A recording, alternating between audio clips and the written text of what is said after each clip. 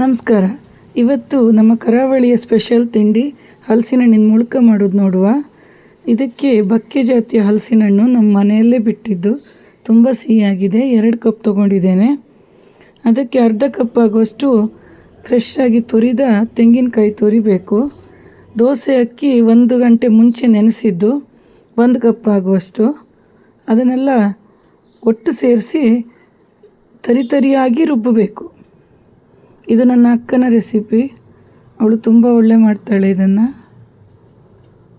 ಸ್ವಲ್ಪ ಹಣ್ಣು, ಸ್ವಲ್ಪ ಕಾಯಿ, ಸ್ವಲ್ಪ ಅಕ್ಕಿಯನ್ನು ಸೇರಿಸ್ಕೊಂಡು ಈ ರೀತಿ ಎಲ್ಲದನ್ನು ರುಬ್ಬಿ ಇಟ್ಕೊಳ್ಬೇಕು. ಅದಕ್ಕೆ 1 ಸಣ್ಣ ಕಪ್ ಆಗುವಷ್ಟು ಬೆಲ್ಲ, ಅರ್ಧ ಚಮಚ ಆಗುವಷ್ಟು ಉಪ್ಪನ್ನು ಸೇರಿಸಿ ಚೆನ್ನಾಗಿ ಕಲಿಸ್ಕೊಳ್ಬೇಕು. ನೀರು ಸೇರಿಸೋದೇ ಬೇಡ ರುಬ್ಬುವಾಗ. ತೆಂಗಿನ ಎಣ್ಣೆಯನ್ನು ಕಾಯಲಿಕ್ಕೆ ಇಟ್ಕೊಂಡು ಈ ರೀತಿ ಮುಳ್ಕವನ್ನು ಬೋಂಡದ ರೀತಿ ಬಿಡಬೇಕು. ತುಂಬ ಚೆನ್ನಾಗಿ ಬರ್ತದೆ. ಎಣ್ಣೆ ಸಹ ಕುಡಿಯೋದಿಲ್ಲ.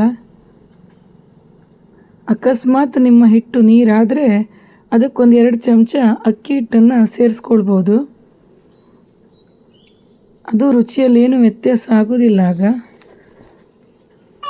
ಕೈ ಆಡಿಸುತ್ತಾ ಹೊಂಬಣ್ಣ ಬರುವವರೆಗೆ ಕರಿಬೇಕು. ಮುಳ್ಕ ತುಂಬ ಫೇಮಸ್ ಆದ ಹಲಸಿನ ಹಣ್ಣಿನ ತಿಂಡಿ.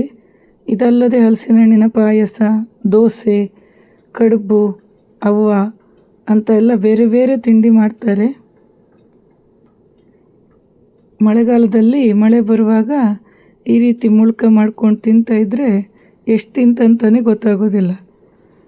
ನೀವು ಮನೆಯಲ್ಲೆಲ್ಲ ಮಾಡಿ ಹೇಗಾಯ್ತಂತ ಕಮೆಂಟ್ ಮಾಡಿ. ನನ್ನ ಚಾನಲನ್ನು ಸಬ್ಸ್ಕ್ರೈಬ್ ಮಾಡಿಕೊಳ್ಳಿ, ಲೈಕ್ ಮಾಡಿ, ಶೇರ್ ಮಾಡಿ. Thank you.